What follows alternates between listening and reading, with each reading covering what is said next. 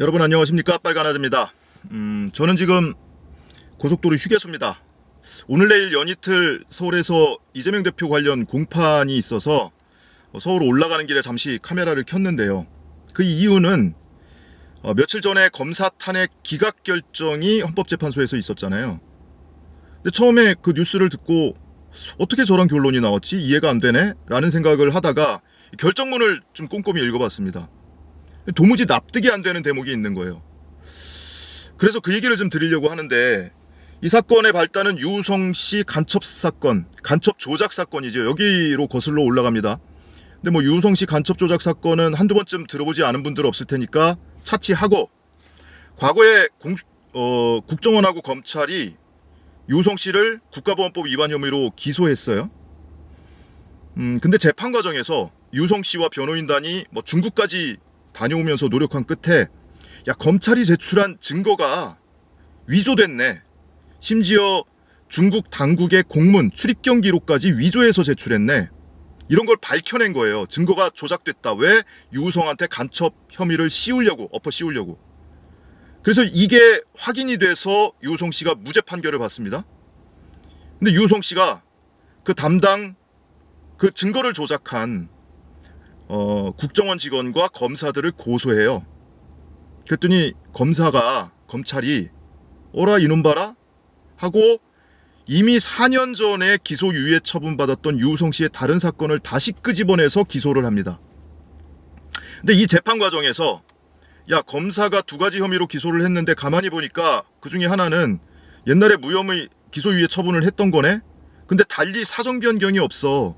뭔가 달리 밝혀지거나 그럴 만한 이유가 없는데 다시 끄집어내서 기소를 했네? 이거는 검찰의 보복성 기소야. 공소권 남용이고 직권 남용이야. 이런 이유로 사실관계를 따질 필요도 없이 공소권 남용이라는 이유로 공소 기각 판결을 한 겁니다. 이게 사상 첫 판례였어요. 외국에서도 이런 사례가 별로 없어요. 법에는 공소 기각하게 돼 있는데 이 법관들이 이걸 잘 인정하는 사례가 없었거든요. 그래서 굉장히 세상이 떠들썩했죠. 자, 이렇게 검찰이 보복 기소했다는 사실이 법원 확정 판결로 밝혀지니까 제대로 된 그 해당 검사들에 대해서 처벌을 해야 될 거 아니에요. 근데 처벌이 없어요. 심지어 사과도 아무도 안 합니다. 그 국회 국정감사장에서 최강욱 의원이 이두봉 지검장한테 사과해라 소리치던 장면 기억하시는 분들이 있을 텐데, 사과 안 합니다. 끝내. 자, 그러니까 국회가 도저히 안 되겠다. 검사가 이렇게 보복 기소를 하고 공소권을 남용하니 이들에 대해서 파면을 해야 되겠다. 그래서 안동환 검사에 대해서 탄핵 의결을 해서 헌법재판소로 보낸 겁니다. 근데 이 사건에 대해서 헌법재판소가 엊그제 결정을 내린 건데, 재판관 4대5 의견으로 기각 결정을 했어요. 그러니까 탄핵해야 된다가 4, 아니야 기각해야 된다가 5가 나온 겁니다. 근데 이 헌법재판소에서 탄핵심판 결론은 5대4 과반으로 결정하는 게 아니고요. 9명, 헌법재판관 9명 중에 6명 이상이 찬성을 해야 됩니다. 그래야 탄핵이 결정돼요. 근데 일부 방송에서 뭐 1명이 부족했다, 과반이 넘어야 되는데 5명이 안 돼서 기각됐다라고 말씀하시는 분들이 있는데, 요거는 바로잡아야 할 필요가 있습니다. 6명 이상이 찬성을 해야 돼요. 자, 어찌됐든 4명은 탄핵해야 된다, 공소권 남용에 해당된다라는 의견이었던 거고, 5명이 이제 기각 의견을 내서 결국 뒤집은 건데, 이 중에 2명은요 그 대법원 확정 판결 공소권 남용이다라는 것을 인정을 합니다. 대신에 사안이 중대하지 않아 라고 의견을 낸 거예요. 사안이 중대하지 않으니까 검사를 파면할 정도는 아니야, 이런 의견이거든요. 근데 우선은 이 점에 대해서 살펴보면, 공소권을 남용해요. 검찰이 가지고 있는 가장 막강한 권한이 수사권, 기소권 아닙니까? 기소권은 공소권 같은 말이죠. 이거는 국가의 어떤 뭐랄까요, 강제권, 국민의 인신을 구속하고 그를 처벌을 하고 인권 침해가 수반되는 형사처벌을 할 수 있는 강력한 권한이죠. 심지어 검사들은 누군가의 범죄 혐의가 확인이 됐을 때 기소하지 않을 권리도 가지고 있어요. 이 기소편의주의, 이것 때문에 오히려 검사들의 권한이 세계에서 찾아보기 어려울 정도로 막강하다고 하는 이유 중에 하나인데, 어쨌든 검사가 이 휘두르는 강력한 무기 중에 하나가 이 공소권입니다. 그런데 그걸 가지고 국민을 처벌을 해달라고 재판에 넘기는 그 권한인데 그걸 남용을 했다면 그보다 더 중대한 위법행위가 어디 있습니까? 심지어 일반 사인 간의 폭행 사건이 있을 때 보복 폭행은 더 중하게 처벌받습니다. 그런데 국가 공무를 집행하는 검찰이 보복성 기소를 했다.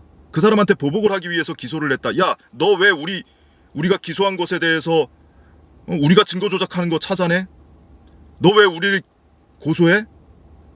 그리고 보복 기소를 했다면, 그리고 그것이 대법원에서 확정 판결로 인정받았다면 그거보다 더 중대한 공소권 남용이 어디 있죠?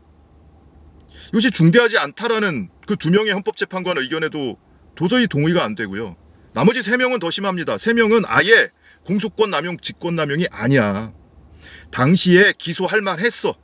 그러니까 검사의 직권 남용도 아니고 당연히 탄핵 대상도 아니야. 그 결정문을 혹시 내가 모르는 논리가 있나? 그리고 쭉 읽어봤어요. 근데 다른 논리 없습니다. 그냥 심플하게 얘기하면 이거예요. 야, 검찰이 공소권 남용한 거 아니었어. 그 사건 기소할 만했어. 이런 의견이거든요. 저는 이 재판관들이 오히려 헌법을 위반하고 있는 거라고 생각합니다. 헌법에 이 형사사건은 법원에서 다루게 돼 있어요. 1심, 2심, 3심제를 채택하고 있죠. 최고법원이 대법원이에요. 대법원이 확정 판결한 형사사건은 나중에 다른 증거가 발견이 돼서 재심을 통하지 않고는 그거는 변경되지 않습니다.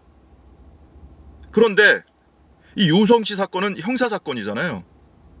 그리고 유성 씨가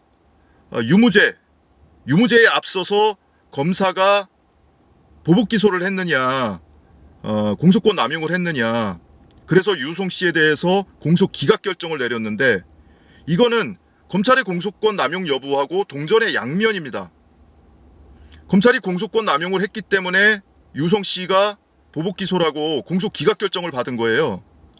근데 유성 씨의 공소 기각 결정과 검찰의 공소권 남용이 아니라는 것은 양립할 수가 없잖아요. 공소 기각이 있는 이유가 공소권 남용이라는 이유인데 이게 양립할 수 없는 거 아닙니까? 그러니까 검찰의 공소권 남용이 있었다, 직권 남용이 있었다라는 거는 법원 판결로 확정된 겁니다.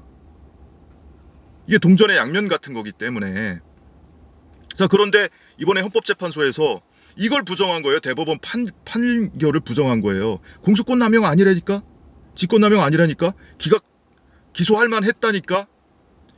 이 의견을 헌법재판관 3명이 의견을 내고 있는 겁니다.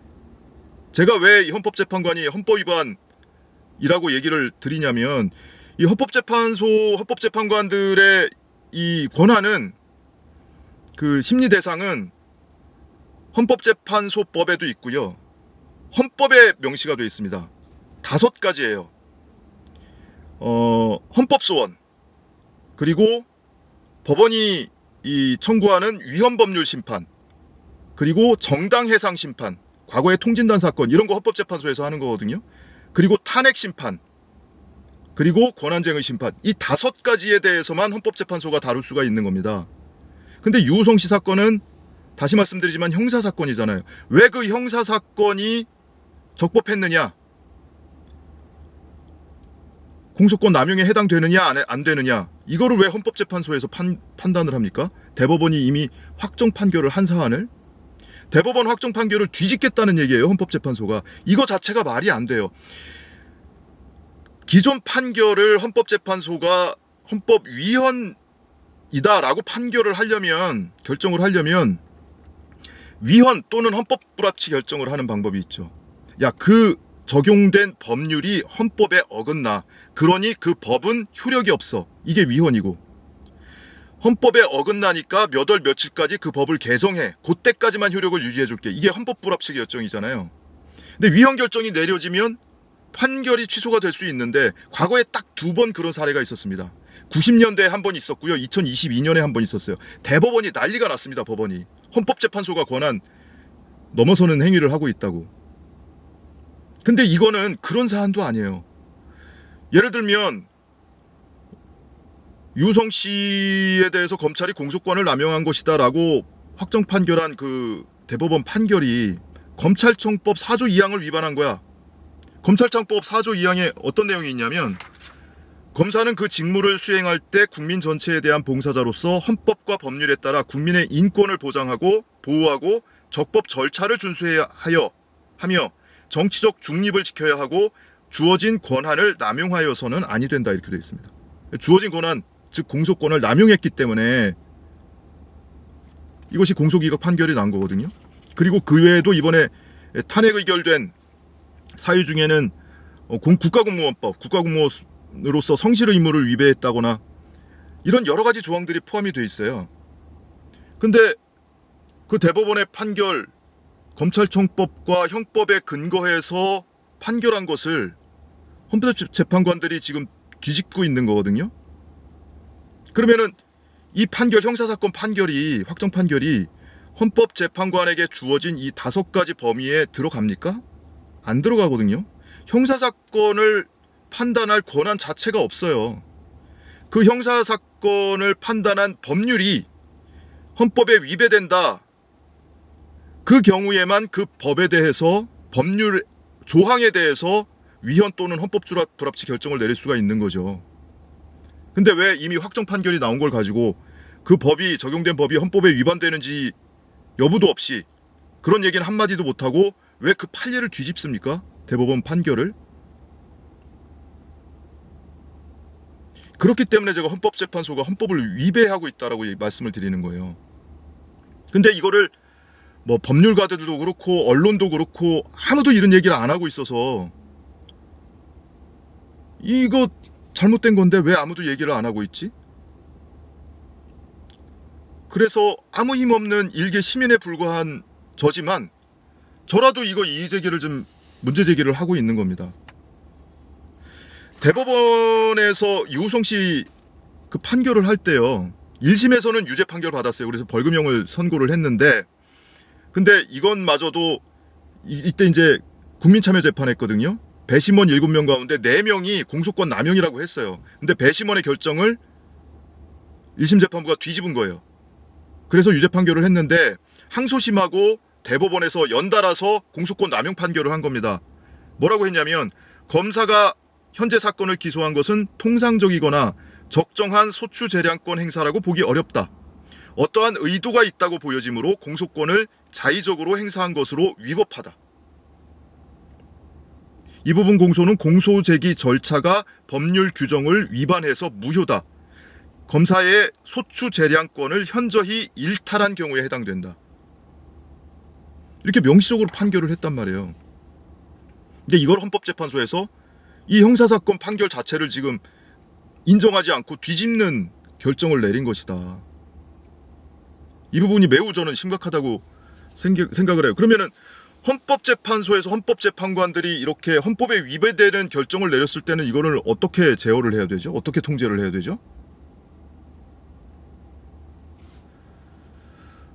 이 검사 탄핵이 국회에서 의결된 것도 처음이고 이 결정이 나온 것도 헌법재판소의 결정이 나온 것도 처음인데요.